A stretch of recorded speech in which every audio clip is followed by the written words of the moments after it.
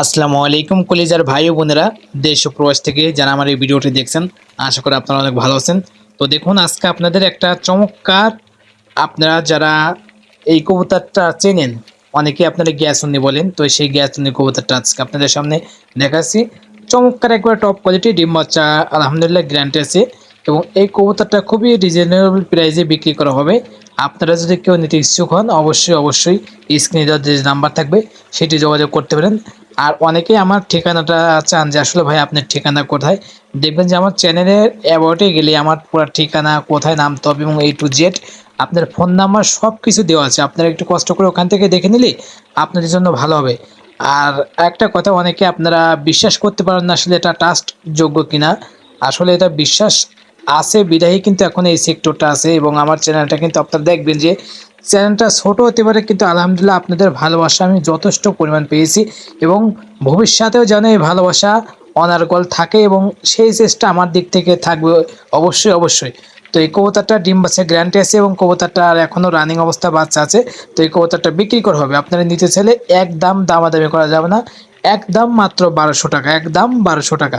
আপনার বাংলাদেশের 64 জেলায় আপনার ডেলিভারি প্রযোজ্য, এবং যারা নিতে চান অবশ্যই তাদেরকে টাকা অ্যাডভান্স আগে করতে হবে, তারপর কবুতরটা যাবে।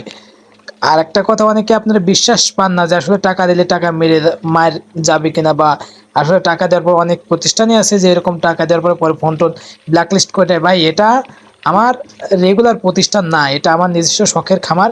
আমি এখানে পুষি এবং কিছু বিক্রি করি। যখন আমার খামারে বেশি কবুতর হয়, আপনারা যারা আমার খামারটা দেখেন বা আমার ভিডিওগুলো দেখেন, দেখবেন যে যখন বেশি কবুতর হয় তখনই কিন্তু আমি সেল পোস্ট ভিডিও দিই না, আদারস আমি কিন্তু সেল পোস্ট ভিডিও দিই না।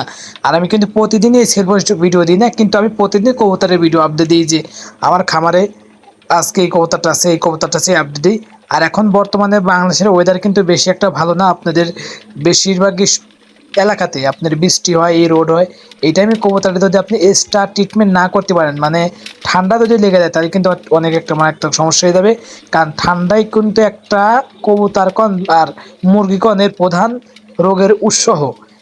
আপনারা একটু এক্সট্রা ট্রিটমেন্ট করবেন, যাতে যারা কবুতর আমার মতো খাঁচায় পালন করেন, তা তো আলহামদুলিল্লাহ খাঁচা থেকে এই টাইমে কবুতর না আসারাই উচিত।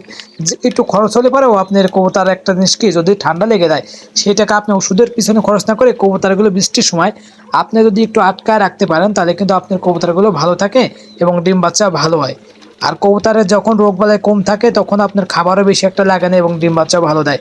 আর যখন একটা কবুতর অসুস্থ হয়, সেই কবুতরটা রিকভার করতেও কিন্তু মিনিমাম 1 থেকে 1.5 মাস বা অনেকের সময় লাগে, তারও বেশি সময় লাগতে পারে, এবং আগের মতো ফিটনেস আসেও না। এই জন্যই কবুতরের এক্সট্রা ট্রিটমেন্ট নেবেন, এবং ভালো ভালো এই সময় আপনি সুষম খাবার যেমন সরিষা, আপনার ছোলা, সাথে আপনার কিছু আপনার দানাদার যেসব খাবার আছে আপনার কবুতরের শরীর গরম রাখে, আপনার সিমির বিসি ভুট্টা মুট্টা এগুলো যদি খাওয়ান, আপনার গম খাওয়ালে, আমি তো কবুতরের বেশিরভাগ সময় আমি গম আর আপনার ভুট্টাই বেশি খাই। এর সাথে আপনার অল্প কিছু আপনার ডাবলি টাবলি, আপনার ছোলা, এরপরে আপনার কিছু আপনার সরিষা দিই। কিন্তু শীতে এই সময় আপনার বৃষ্টির সময় একটু সরিষাটা বেশি দেবেন, যাতে কবুতরের গাওটা গরম থাকে, এবং কবুতর আপনার সরিষা দিলে পরে কবুতরের গাও কিন্তু একটা স্মুথ, মানে একটা জল জলে এবং তেল তেলে একটা যে ভাবটা সেটা আসে।